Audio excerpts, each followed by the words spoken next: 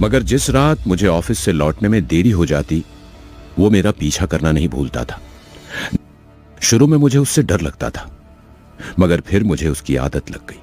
मैंने बालकनी से यह भी देखा था कि वो मेरे घर के सामने खड़ा होकर घंटों घूरता था।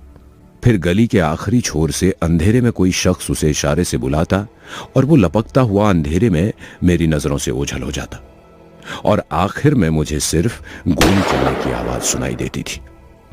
ये वाकया मेरे साथ अक्सर होता था।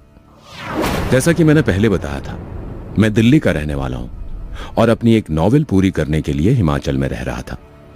मैंने एक पुराना कॉटेज रेंट पर लिया था, जहां शायद पहले कोई आर्मी का रिटायर्ड ऑफिसर रहता था। मुझे इस बात में कोई दिलचस्पी नहीं थी कि वहां पहले कौन रहता था। मुझे तो सिर्फ वो कॉटेज पसंद था, इसलिए मैं वहां रुका हुआ था। फिर डॉक्टर भार्गवा ने नयन को बीच में ही टोकते हुए कहा, मगर मिस्टर वोरा, आप जिस तरह की घटनाओं का जिक्र कर रहे हैं, उन्हें सुनकर तो ऐसा ही लगता है जैसे सब कुछ सामान्य था वहां पर।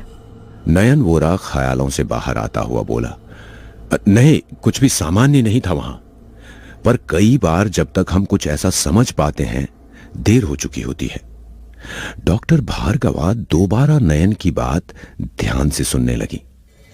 Like and subscribe.